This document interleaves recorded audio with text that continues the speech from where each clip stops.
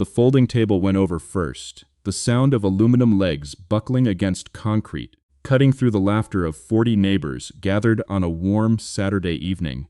Paper plates scattering across the Whitaker driveway like startled birds, and for one frozen half-second, nobody moved, because nobody could quite believe what they had just seen. Cole Whitaker, 17 years old, three-time regional taekwondo champion, was on his back in the grass, with a grown man's forearm resting lightly across his chest, not pressing, not punishing, just there, the way a hand rests on a fence post. Ryan Cooper knelt over him, expression unreadable, breathing even, as if he had just picked up a dropped grocery bag, rather than dropped a black belt in under 4 seconds. Somewhere behind them, a paper cup of lemonade rolled off the toppled table and emptied itself slowly into the grass. Mia Cooper, 9 years old, stood at the edge of the driveway with both hands pressed over her mouth, and it was the sight of her small, stunned face, not the fall itself, that would replay in 3 different neighbors' minds for months afterward. To find out how a quiet single father built like a plumber turned out to be able to do that to a champion in less time than it takes to say his name, and what it would cost him, and what it would give him back, stay until the very end. If stories like this speak to you, the quiet ones who never explain themselves, who never need to, tell us in the comments. Because so many of you watching have lived some version of being underestimated by someone who thought loud was the same thing as strong. And it is worth asking, before we go back to where this all started, does real strength come from trophies on a shelf? Or from the 10,000 hours nobody was there to applaud? That's a question this neighborhood was about to answer, whether it wanted to or not. 14 months earlier, none of this existed. There was no rivalry, no barbecue, no folding table waiting to be a casualty of somebody's wounded pride. There was only a moving truck backing slowly into the driveway of a modest single-story house at the end of Larkspur Court, in a neighborhood of manicured lawns and 3-car garages that Ryan Cooper had chosen specifically because it was quiet, because the school district was good, and because nobody there knew his name. Ryan was 39 years old. He worked as a maintenance and facilities technician for a mid-sized logistics company on the edge of town, the kind of job where you wear a gray polo with your first name stitched over the pocket, and nobody asks you where you learned to do the things you do. He fixed loading dock doors and recalibrated HVAC systems and replaced ballast fuses in warehouse lighting, and he did it without complaint, without ambition, and without ever once mentioning that he had spent 11 years as a Navy SEAL. 6 of those years in a specialized unit whose name never appeared in any newspaper. He had left the service 4 years earlier, after his wife Claire died of an aggressive cancer that took 14 months from diagnosis to funeral, and somewhere in the wreckage of that grief, he had made a decision so complete it barely felt like a decision at all. Mia needed a father who came home every night, not a ghost story who came home in a folded flag. So he traded the only life he had ever excelled at for one where his only job was to be present. And he never spoke of the first life again, not to coworkers, not to neighbors, and barely to himself. Mia was 5 when her mother died and was now 9, a watchful, gentle child who had inherited her mother's quick laugh and her father's habit of noticing everything and saying little. She and Ryan had a rhythm: pancakes on Saturdays, homework at the kitchen table with the radio low, a nightly ritual where she recited 3 good things about her day before bed, and that rhythm was the entire architecture of Ryan's life now. He did not need friends. He did not need recognition. He needed the routine intact and his daughter safe, and for a long while that was enough. Larkspur Court belonged, in every way that mattered socially, to Linda Whitaker. Linda's husband ran a chain of regional car dealerships, and Linda herself had appointed herself the neighborhood's unofficial mayor, organizer of the annual barbecue, keeper of the group chat, and above all, chief promoter of her son Cole's athletic career. Cole had been competing in taekwondo since he was 6, and by 17 he had a trophy case that took up an entire wall of the Whitaker family room, a black belt 3rd degree, and a reputation, both real and self-manufactured, for being untouchable. Linda talked about Cole's tournaments the way other people talked about the weather, constantly, and as though everyone present had personally requested the update. She was not cruel, exactly.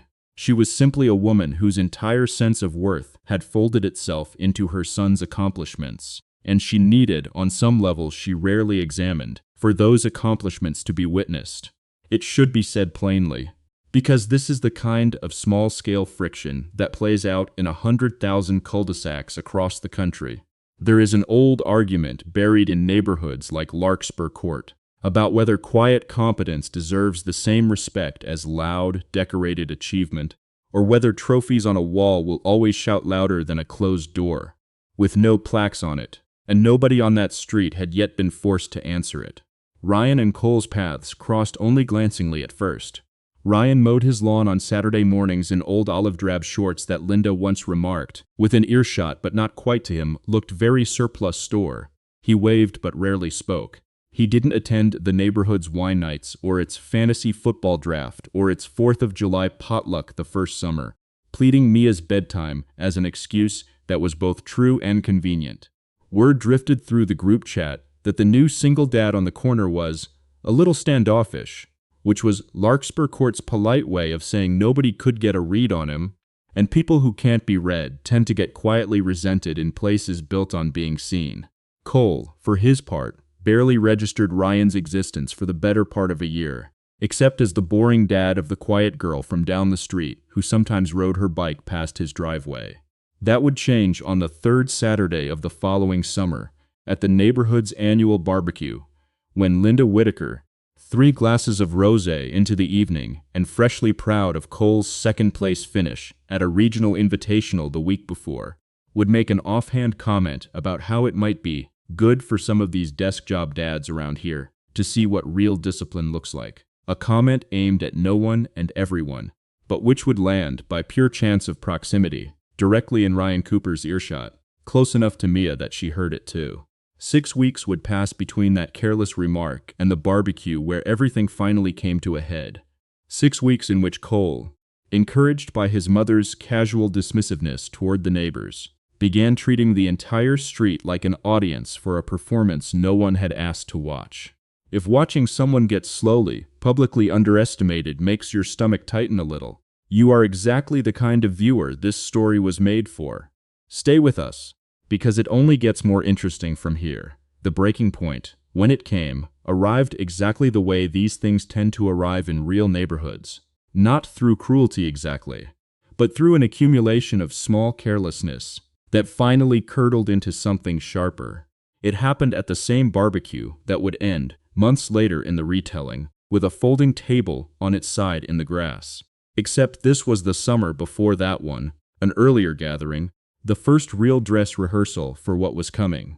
Linda had arranged for Cole to give an informal taekwondo demonstration in the Whitaker driveway, breaking 2 wooden boards with a spinning back kick to warm applause, and flush with the attention, Cole had turned to the small crowd and, only half joking, asked if anyone wanted to test him. Nobody stepped forward, which seemed to satisfy him more than any actual contest would have. Then his eyes landed on Ryan, standing near the drink cooler with Mia's small hand in his, and Cole, grinning, said something to the effect of, "Didn't the quiet guy down the street used to be in the military or something?" Somebody said, "Don't you want to show us some of that?" Ryan said, simply, that he was just there for the burgers, and smiled in a way that closed the conversation without opening any doors behind it. It should have ended there. It very nearly did. But Linda, perhaps sensing an opportunity to underline the gap between her son's decorated confidence and this new neighbor's unremarkable job title, laughed and said, loudly enough for a dozen people to hear, that some men just didn't have anything left to prove, and other men never had anything to prove in the first place. And though she may not have intended the full weight of the insult, it landed on Ryan the way water finds the lowest point in a room, quietly, completely, and without asking permission. He said nothing. He finished his soda, thanked the Whitakers for the invitation, and took Mia home 20 minutes early. In the car, Mia asked why the boy had been so mean, and Ryan told her that some people confuse being loud with being strong, and that she should never let anyone convince her those are the same thing. It was the closest he had come, in 4 years, to explaining anything about the life he used to live. Word of the exchange moved through the group chat within the hour, in the gently exaggerated way these things always do, framed by several neighbors as Cole simply being a confident, high-spirited kid and Ryan being a bit thin-skinned about a friendly joke. Nobody defended Ryan directly, not because they disliked him, But because defending someone who never explains himself requires a kind of imaginative effort most people are too busy to spend on a near stranger. By the following week, the incident had calcified into neighborhood lore: the boring dad who couldn't take a joke, and the golden boy who was just being a kid. What none of them knew, what Ryan would not have told them even under direct questioning, was that 6 years earlier, in a place whose name would never appear in any after-action report available to the public, Ryan Cooper had led a four-man element through 11 hours of continuous operation under conditions that would have broken most trained soldiers by hour 3, had lost a teammate he still dreamed about twice a month, and had been awarded a commendation he kept folded in a shoebox in his closet beneath a stack of Claire's old sweaters he still hadn't been able to donate. He did not think of himself as extraordinary. He thought of himself, if he thought of himself at all, as a man doing the only job that mattered now, which was making sure a 9-year-old girl grew up in a house that felt safe and boring and entirely free of the things her father had seen. The forced exit, though nobody called it that because nothing was ever formally decided, happened socially rather than administratively. Ryan simply stopped being invited to the smaller gatherings. The men's Saturday morning golf outing, previously open to any interested neighbor, quietly reorganized itself around a group text that never included his number.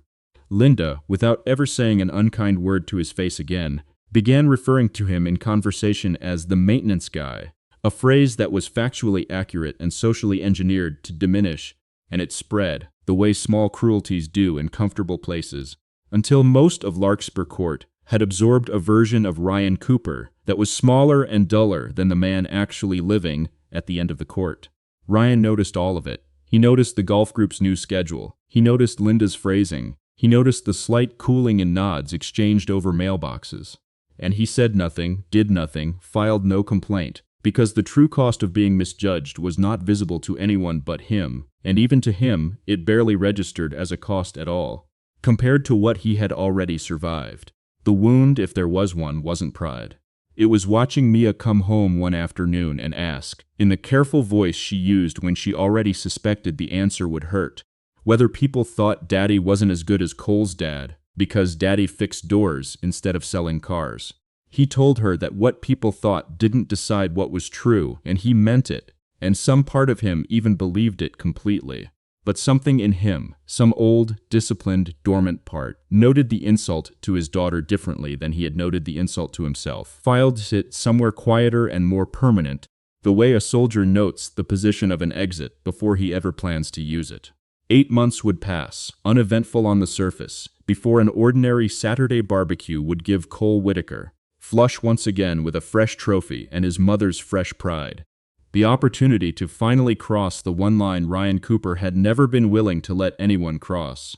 If you've ever watched someone you love get quietly written off by people who never bothered to ask a single real question about who they were, tell us about it in the comments. It happens more than any of us like to admit, and it deserves to be said out loud.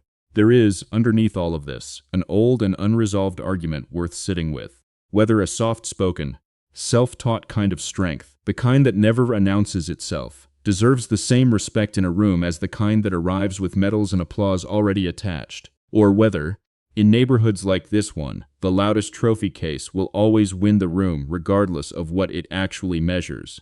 The 8 months that followed were, on the surface, unremarkable, and it was precisely in that unremarkable stretch of ordinary Tuesdays and forgotten group chat threads that the first real cracks began to show, not in Ryan, who remained as steady as poured concrete, but in the woman watching him from across the street.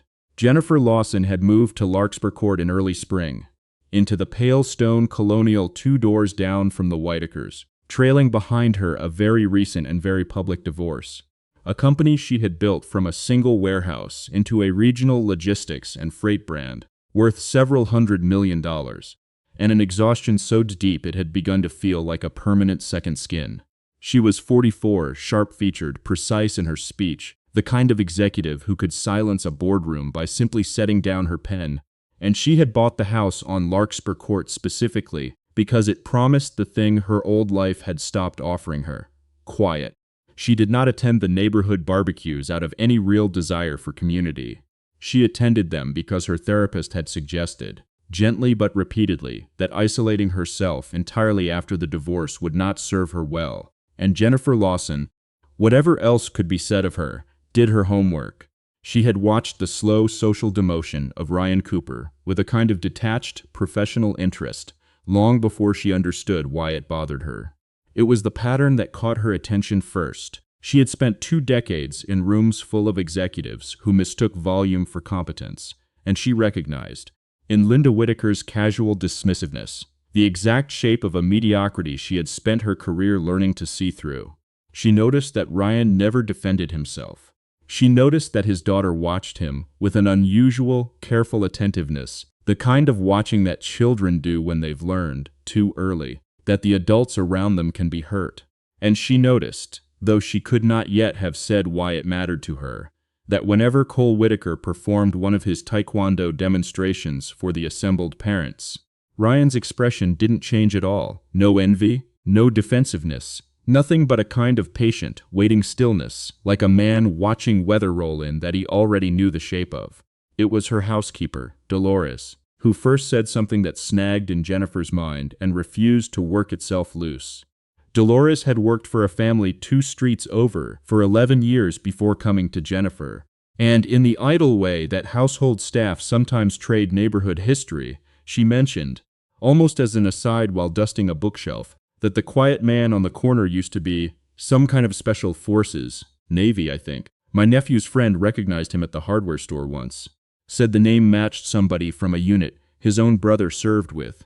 But the guy just changed the subject and never said another word about it. Jennifer had filed another push the way she filed every piece of unverified information, with polite skepticism, but it nagged at her exactly, because it explained something she had felt without being able to name. That Ryan Cooper carried himself like a man who had already survived the worst version of every room he walked into, and simply had no further use for anyone else's opinion of him. It was around this time that Cole's escalating confidence produced its first real secondary crisis, separate from Ryan entirely, but which would tighten the tension across the whole street. At a regional taekwondo tournament that spring, Cole, pushed hard by a competitor and rattled for the first time in over a year, lost his composure mid-match, shoved his opponent well after a called break, and was disqualified in front of 200 spectators and, more importantly to Linda, in front of a local sports reporter who had been profiling him for a piece on rising regional athletes. The disqualification became, in Linda's retelling, a gross injustice perpetrated by biased officiating, and she threw herself into contesting it, writing letters, threatening to pull her sponsorship of the tournament's youth program, anything to avoid the much smaller and much harder truth, that her son had begun to believe his own hype so completely that losing, even briefly, felt to him like an attack rather than a normal part of competition.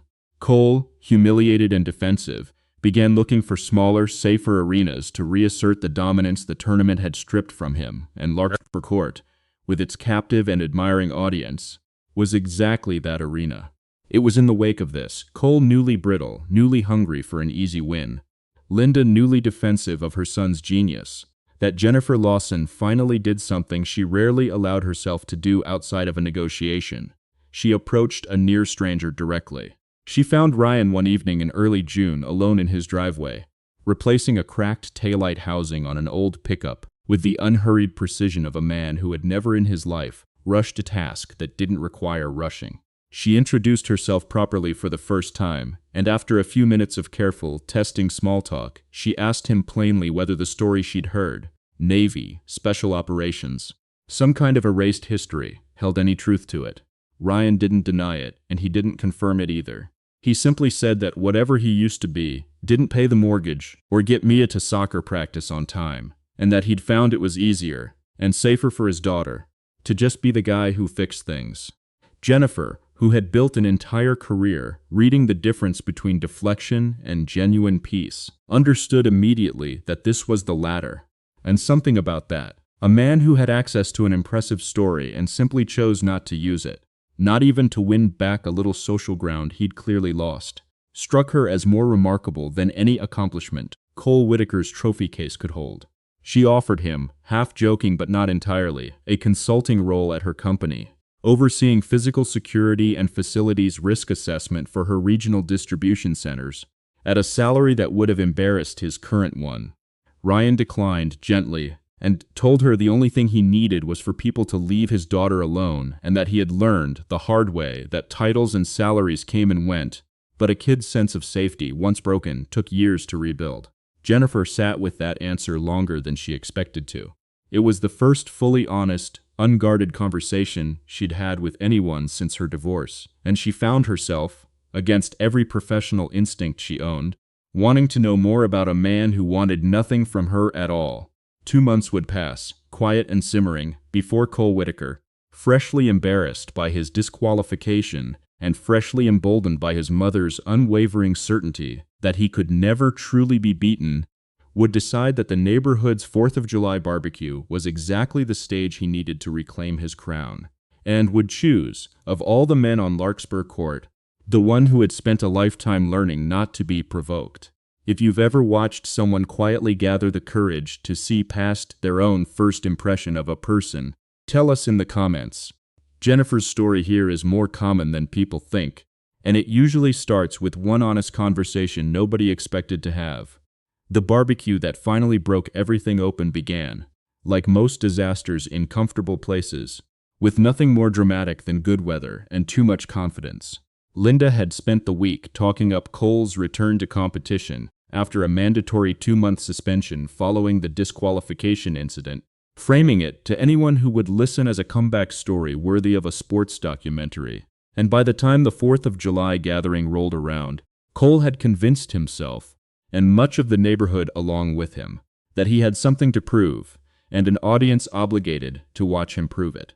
He arrived at the Whitaker driveway in his full uniform, performed a demonstration set that drew polite applause, and then, scanning the crowd for a bigger stage, found Ryan Cooper standing near the drink cooler with Mia beside him, exactly where he had stood the summer before. Cole crossed the driveway and, grinning for the small crowd now gathering, asked Ryan directly if he wanted to finally back up all the rumors everyone kept whispering about him, if the maintenance guy wanted to spar, just for fun, nothing serious. Ryan said no, politely, the same easy refusal he'd given a year earlier, and turned slightly to steer Mia toward the food table, ending the conversation the way he always ended these conversations, by simply declining to have them. It should have stopped there again. It did not. Cole, stung by the refusal in front of an audience he'd specifically gathered, and further stung by memories of his own recent public humiliation at the tournament, said something he would spend the rest of the story regretting. He laughed and said that of course Ryan wouldn't have it, since everyone knew his kid was probably just as much of a coward as he was. Nothing special, nothing to be scared of. The driveway went quiet in the particular way a room goes quiet when something has shifted permanently. Ryan turned back around. Mia's face had gone very still, the stillness of a child absorbing a cruelty she doesn't yet have language for, and it was that stillness, more than any insult aimed at himself across 11 years of actual combat, that reorganized something in Ryan Cooper's chest with the finality of a lock clicking shut. He set down his drink. He told Mia, quietly, to go stand with Jennifer, who was nearby and who stepped forward instinctively, without yet understanding why, and put a steady hand on the girl's shoulder. Then Ryan turned to Cole and said, in a voice that hadn't risen at all, that he would spar, just once, and only because Cole had made the mistake of bringing his daughter into it. What followed took, by the count of at least 3 phones that later reviewed their own footage, under 4 seconds. Cole opened with a testing front kick, the kind of move he'd used to open every match of his competitive career, and Ryan simply wasn't where the kick expected him to be, having shifted his weight a half second before the strike even launched, reading the tell in Cole's hip rotation the way a man reads a sentence he's read 1,000 times before. He redirected the kick with an open palm, closed the distance before Cole could reset his base, took the boy's own overextended balance and turned it against him with a controlled sweep, and had him on the ground with an arm secured and a knee lightly, harmlessly pinning his shoulder before the folding table, even finished tipping over from the commotion of the small crowd, startling backward.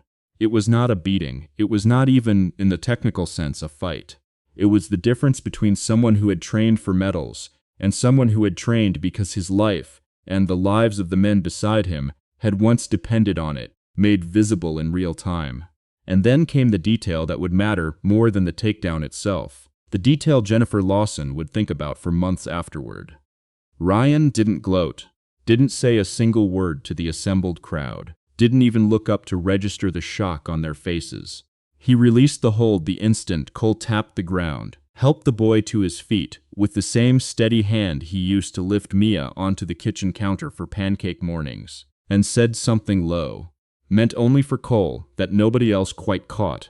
Though Cole, red-faced and shaking, would later tell Jennifer privately that Ryan had told him he had good instincts and fast hands, that competition training built real skill, and that the only thing wrong with what just happened was that Cole had let his mouth get ahead of his discipline, which was a mistake worth fixing before it cost him something bigger than a barbecue. Then Ryan checked that Cole wasn't hurt, straightened the boy's collar where it had twisted, and walked back to collect his daughter without a single glance at the stunned crowd behind him. The unraveling that followed happened fast and mostly without Ryan's involvement at all. Someone's phone footage of the takedown reached a local veterans forum by that Monday, and within it, a retired chief petty officer recognized Ryan's name and, more specifically, recognized the exact economical control and release technique in the footage as something taught almost exclusively within a small number of specialized naval special warfare pipelines. Quiet inquiries were made. A brief, respectful message arrived in Ryan's inbox from a former teammate he hadn't heard from in 3 years, simply saying he'd seen the video and was glad to see Ryan's hands still worked exactly like they used to, and that Mia was lucky to have him. Word reached Linda Whitaker, who found herself, for the first time in longer than she could remember, entirely without a script, staring at proof that the man she had spent over a year quietly diminishing as the maintenance guy had spent a decade of his life doing things that made her son's trophy case look, suddenly and permanently, very small. Jennifer Lawson did not need the Veterans Forum to understand what she'd seen. She had watched the entire exchange from 10 feet away, and what stayed with her wasn't the speed of the takedown, though it had been extraordinary. It was the gentleness immediately afterward, the straightened collar, the quiet, private words of genuine encouragement offered to a boy who had just tried to humiliate him in front of his own child. She had spent 2 decades around powerful men who mistook dominance for character, and she recognized, watching Ryan Cooper crouch beside a red-faced teenager to make sure he was all right, that she was looking at the rarest kind of strength there was, the kind that had absolutely nothing left to prove, and used that freedom only for kindness. 1 month would pass before Linda Whitaker, sobered and genuinely shaken by what her son's provocation had nearly cost the family's reputation, would work up the courage to walk down to the end of Larkspur Court and knock on Ryan Cooper's door. And what she found waiting for her there was not the vindictive reckoning she'd braced herself for, but something far harder to prepare for. Isn't it something how the loudest people in a room are so often the ones who've never had to actually test what they're made of? Tell us honestly in the comments. Do you think Cole should have been called out sooner by the adults around him? Or was staying silent the only real mercy anyone showed that boy? Linda Whitaker stood on Ryan Cooper's front porch for a full 30 seconds before she managed to knock, rehearsing and discarding 4 different opening lines, none of which felt adequate to the size of what she owed him. When Ryan opened the door, he didn't make her wait or make her explain herself, which somehow made it harder. He simply stepped back and asked if she wanted to come in for coffee. The same easy hospitality he'd have offered anyone, and it was that ordinary kindness, more than any grand gesture could have, that finally broke through the last of Linda's defensiveness. She told him, sitting at his kitchen table, with Mia's homework folder still open from the night before, that she was ashamed of how she'd talked about him, ashamed of the phrase "maintain guy," ashamed most of all that she'd let her son believe, even briefly, that trophies made a person's worthwhile, a fixed loading dock or a repaired taillight did not. She told him Cole had asked, more than once since the barbecue, whether he could apologize properly, and maybe, if Ryan was ever willing, learn something real from him, not for another trophy, but because, for the first time in his competitive life, Cole had encountered someone who made winning look like the least interesting part of being strong. Ryan didn't require the apology, though he accepted it plainly and without making Linda perform any more penance than she'd already put herself through. He said Cole was a good kid who'd had too many people confuse his talent for his character, and that the fastest way to fix that wasn't punishment. It was simply time around people who didn't need an audience to know their own worth. He agreed, eventually, to let Cole join him for an hour on Saturday mornings, not for taekwondo, but for the unglamorous, unfilmed discipline of maintenance work and quiet physical training, the kind that builds a person nobody ever claps for. The public reckoning, such as it was, happened not at some dramatic town hall confrontation, but at the neighborhood's own end-of-summer gathering, 2 months later, when Linda, in front of the same crowd that had watched Cole hit the ground in April, stood up with a small, trembling voice and told the truth plainly, that the most disciplined, most decorated person on Larkspur Court had been living quietly among them for over a year, doing more real service to his country and more real parenting for his daughter than most of them would ever be asked to do, and that she was grateful, deeply and specifically, that he'd been patient with all of them while they figured that out. Ryan, predictably, tried to wave the moment off, but the applause that followed wasn't the mocking kind he might have expected a year earlier. It was quiet, sustained, and aimed at a man who had never once asked for it. The company that had recognized Ryan's old commendation offered him, through an official channel this time, a formal honor and a modest ceremonial recognition at a regional veterans event, complete with a plaque and a photograph opportunity with a visiting congressman. Ryan declined the plaque and the photograph, gently but firmly, and asked instead for something smaller and, to him, infinitely more valuable. A standing scholarship fund, quietly administered, that would cover competitive sports fees and equipment for kids in the district, whose single parents couldn't otherwise afford them, filed under a name that wasn't his own. It wasn't the systemic overhaul of anything. It was one modest fund, unglamorous and largely invisible, exactly the kind of thing a man builds when he has nothing left to prove and everything left to give quietly. The quiet coda arrived on an ordinary Saturday morning the following spring, nearly a year after the folding table went over in Linda Whitaker's driveway. Ryan stood in his own driveway, replacing a worn serpentine belt in Jennifer's car, something he now did for half the street without ever being asked for payment, while Mia sat cross-legged on the porch steps finishing a bowl of cereal and reading aloud, badly and happily, from a library book about deep-sea creatures. Cole, 17 going on 18 now, jogged past on his morning run and lifted a hand in an easy wave that had nothing performative left in it at all. The wave of a kid who'd finally learned the difference between being seen and being watched. Jennifer came out with 2 cups of coffee, handed one to Ryan without a word, the way people do once a gesture has become a habit rather than an event, and sat on the porch step beside Mia, who had started calling her, without any prompting from either adult, simply Jen, in the easy way children absorb the people who are actually, quietly, reliably there. Jennifer asked him once, that morning, half joking, whether he ever missed being the most impressive person in every room he walked into.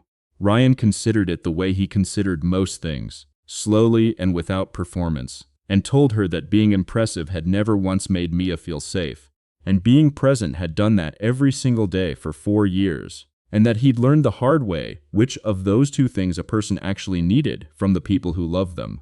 Jennifer didn't say anything else. She didn't need to.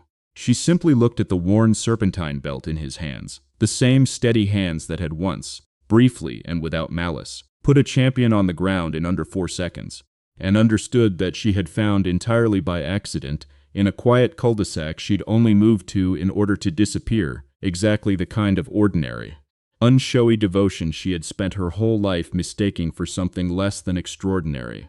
If there is a single thing worth taking from Ryan Cooper's story, it's this: real strength so rarely announces itself, and the people who have earned the right to be the loudest voice in any room are so often the ones who choose, every single day, to be the quietest one instead.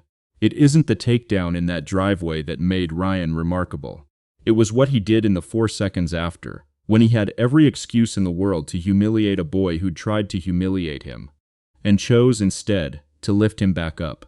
Has someone in your own life ever been quietly written off the way Ryan was? dismissed as unremarkable simply because they never bothered to perform their own worth for anyone watching?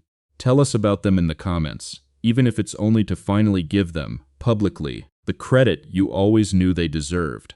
And if you believe the quiet ones, the overlooked ones, the ones who never needed an audience to know exactly what they were made of, deserve to be seen too, consider staying part of this story with us, because there are so many more like Ryan Cooper's still waiting to be told.